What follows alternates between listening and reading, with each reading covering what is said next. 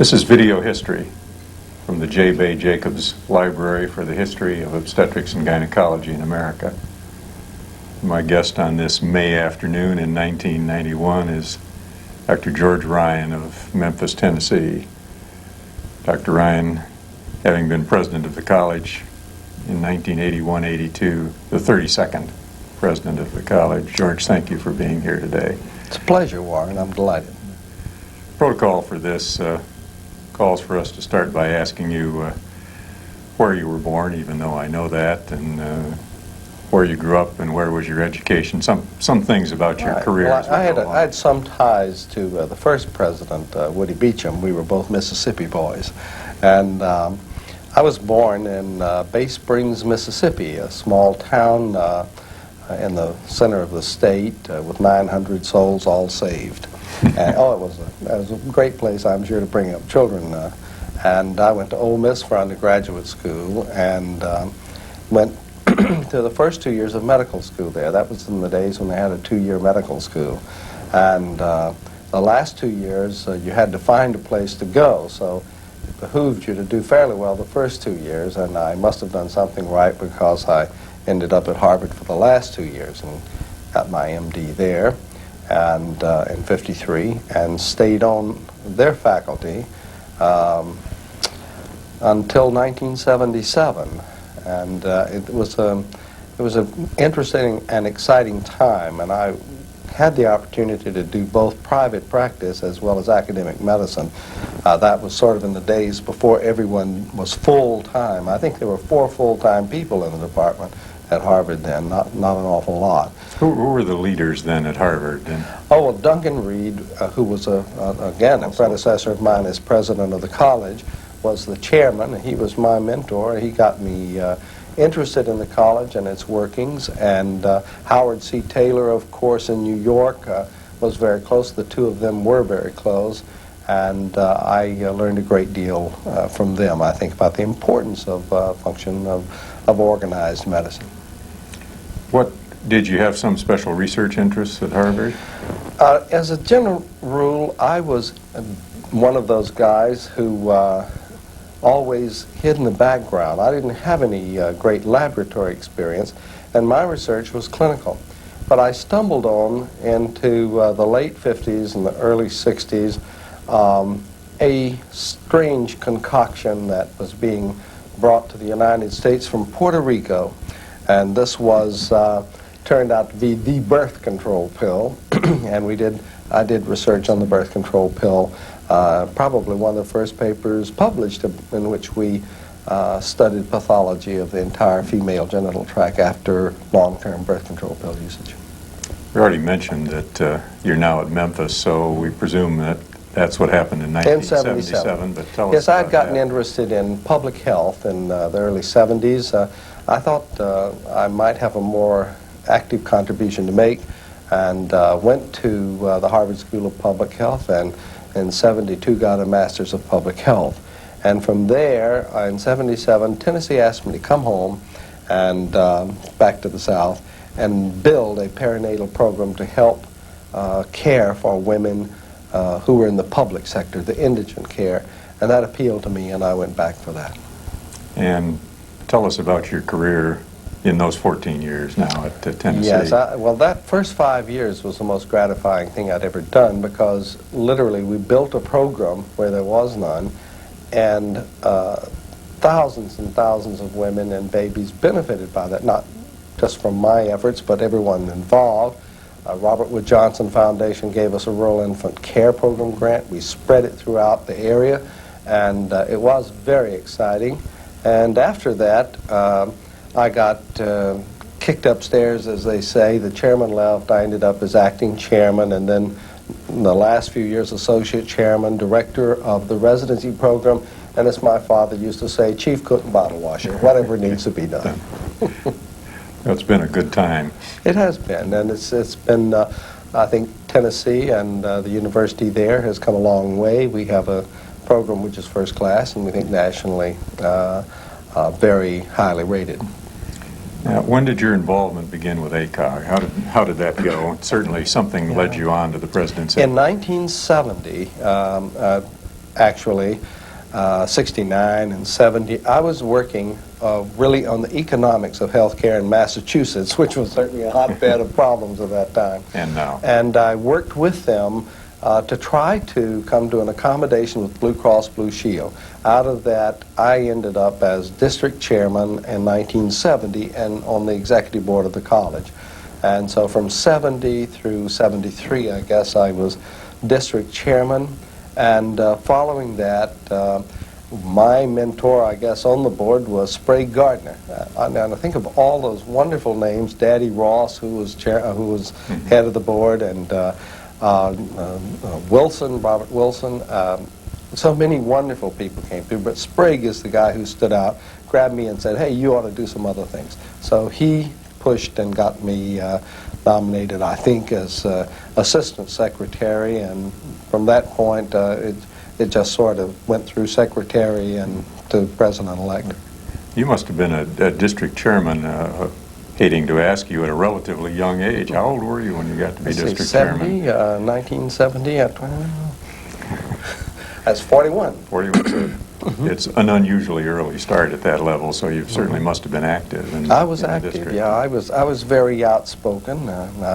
I think that we, you know, in Massachusetts, it's not known for being silent about injustice.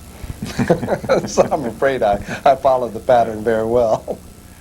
Now, of course, during the year you were president, if moving back to that was a epic-making year for the college, and that was the year in which the college relocated to Washington. Right. Can you recollect for us from all your experiences over the years, how did that come about? How did the decisions get made, and how were you involved in implementing them? I think the decision was a long time in coming. I think John McCain, who was the first commissioner of practice, and myself talked, and I'm sure others. John had that knack of making everyone feel they were his only competent.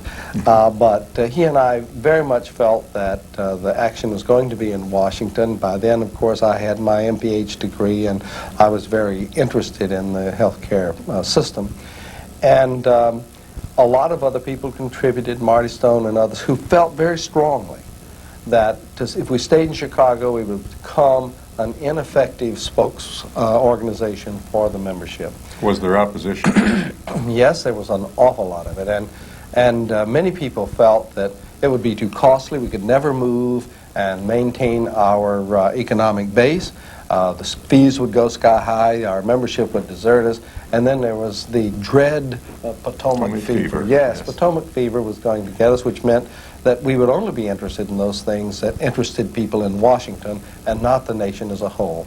But that did not transpire. Our executive board comes from all over the country and serves as the governing body of the college, and they certainly didn't fall victim to that. And I've been impressed, Warren, even you haven't fallen victim to that all these years. One concern we certainly heard was that we'd spend our days at rounds of embassy cocktail parties, and yes, I don't believe I've been inside an embassy. But that decision, though, was fought hard and long, and then somebody asked me, once we had pretty well decided to go look for sites, and I went on one of those junkets and looked all over, and we decided that the only place we had to be was close enough to the Hill so that at lunchtime, staffers from the congressional offices could walk down to our office and ask our advice, because that's where the interchange came.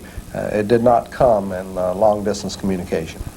I think that we looked at sites in Grosvenor and in Reston, Virginia. Tyson's Corner, Virginia. I remember the statement that was tantamount to being in Keokuk, Iowa. We would have no more access than that. So we remain within a mile of the Capitol. And, yeah, and I think that's extremely important, that access. And we were plunged the minute we moved to Washington, and that year of my presidency, we were plunged into politics, both of abortion, of birth control and its accessibility to teenagers.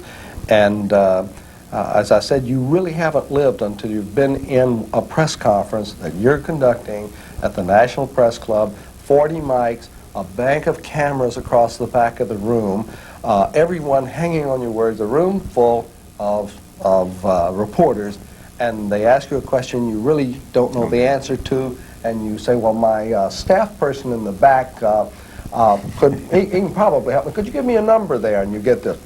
I don't, you know, well, we'll get back to that later. I mean, you really We'll have send to, you that right, information. you have to be pretty fast on your feet to survive. What were I remember some of them. What were the issues that you were active in testifying before Congress on? Well, certainly the critical issue of that time was they were trying to pass a bill or a constitutional convention that would say life begins at the moment of conception. When the sperm joined the egg, that was a human life and should be afforded all the protection of the Bill of Rights, etc. We pointed out that that would create some impossible difficulties for us in caring for mothers, in that the mother's interests were not always the same. And that great struggle was, I'm glad to say we won that, at least for the time being. I remember seeing on the screen at this meeting a picture of you shaking hands with President Reagan. Oh, yes. That was actually the safety belt campaign. Everybody wanted to wear safety belts when you're pregnant, and we had worked for that, and so we were invited to send a representative. And I got to go to the Rose Garden, be frisked by the FBI, and, you know, or the Secret Service, but it was a high moment, yes. Now, I'm sure probably there are only 3 of our 30,000 fellows today who don't know about your avocation. But in years to come, somebody may not. So to one of the world's great cornet players and jazz band leaders, tell us about your avocation. Okay, I grew up playing the horn in school bands and every place else. I never stopped, except in residency. And now the last 15 years or so, I've been very active in the field of traditional jazz around the country, establishing a jazz festival or 2, and leading a band, which I'm proud to say the Hot Cotton Jazz Band has done 2 European tours, has 10 albums out, and plays nothing but big-time jazz festivals around the country, and Syntex All Things Chocolate, which we'll be doing tonight. And occasionally on cruise ships. Yes, a lot of cruise ships. I've had it with cruise ships, so that's too enclosed for a jazz band. I remember you telling me one time, so I'll ask you to tell it again, the advice your father gave you about choosing between obstetrics and cornet playing. That's good advice. As I said, you know, it's amazing how smart he got as years went by. But his advice was that I should, he said, what do you want to do when you go off to school? And I said, I'm torn between music and medicine. And he said, if I were you, I think I'd do medicine and do music as a hobby because it's very difficult to do it the other way around. Tell me about your band. Tell our audience about your band Yep, we have it's constituted. Sure, we have a 7-piece Dixieland traditional jazz band. We play ragtime, blues, and classic New Orleans and Chicago Dixieland styles. We've got a trumpet, clarinet, and trombone in the front line, piano, bass, drums, and guitar, banjo. He switches off in the rhythm section. And a singer. And a singer. In fact, we have a new singer this year. We've had Miss Ruby Wilson out of Memphis for many years, and she's been a terrific star. She just opened this past month for Robert Goulet and his shows, and we now have Joyce Cobb, who is the best-known jazz singer in Memphis at the moment, and you'll hear her tonight. Yeah, I certainly will. Yeah. Where all have you done the jazz festivals? Well, as I said, we play an awful lot on the West Coast right now. In this time, 1991, jazz in this country, traditional jazz, very big in California, and we play festivals in San Francisco, L.A., San Diego, Sacramento. We'll be in Sacramento later this month, the largest festival in the world of its kind, with 140 bands playing at about 35 or 40 locations for 4 days non-stop. It's sort of total immersion.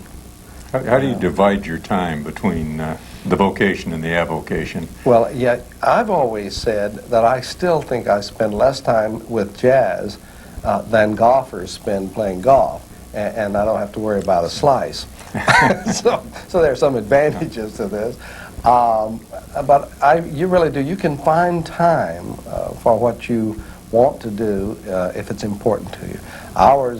It is important to me, and It's one reason I went back into academic medicine, so I could have more of an opportunity to regulate my life, my time. Now, you organized a festival in Memphis itself, Right. didn't you? Yep. Can you Yeah, tell us a little bit about that? Sure. We've been very successful, and we will be having our 9th one this year, and they're already about half sold out, and this is 5 months in advance, and we'll have bands from all over the country, and take everybody on Saturday afternoon, put them on the showboat on the river with 4 different bands, and then, of course, Friday night and all day Sunday, and brunches and barbecues and goodness knows, you know, everything. It's a good time. I, as a matter of fact, not long ago, turned on the radio in Washington, D.C., and heard them announcing on one of the music stations that you were about to appear in Washington, and everybody should get out and listen to you because you were pure. You were pure. We are pure. We are pure. We only play. That's one of the nice things about doing it as a hobby. You really only play what you want to play. If I want to play something esoteric by Jelly Roll Morton, that's what we play. We do not have to play every other piece, some classic, you know, Basin Street Blues or whatever. Now, I don't want people to think that playing the horn is more important to you than obstetrics and gynecology, but, you know. It sort of seems that way, though. I mean, this is the way this conversation has gone. You know, if I ask you to name the 3 songs you'd most like to play, what would you say? Oh gosh, I don't know. That would blow my mind. I've never really thought of an answer to that. Do you have a theme song? Yes, we do. We have one called "That's My Home," an old Louis Armstrong number, and I picked it because it's beautiful and it has lyrics that, when I sing it, make me cry. So I think that's wonderful. When you sing, does the audience cry? Sometimes. Sometimes. Tell me. Only if my family is there. You know, to put a serious note on the end, what are you doing these days in obstetrics and gynecology that's important to you? Again, I'm an associate chairman, and my chairman travel a lot, you've noticed, and as associate chairman I have to do a great deal of that type of work, and in addition to that I'm the director of the residency program, and I must say in the 4 or 5 years I've done this, that's been exciting. To work that closely with the young people in the field has been fun, and I'm seriously thinking at this point also of re-entering the field of public health, and perhaps with a joint grant between Mississippi and Arkansas to provide health care to the underprivileged in the Mississippi River Delta. So I'm looking at a new challenge. George Ryan, 32nd President. George, it's been great fun. You're certainly probably as well known today among the fellows of the college as any president we've ever had for good works on both sides. It's such a pleasure, great to have and you. I can't close without saying much of what I feel about the college is embodied in you. Bless your heart.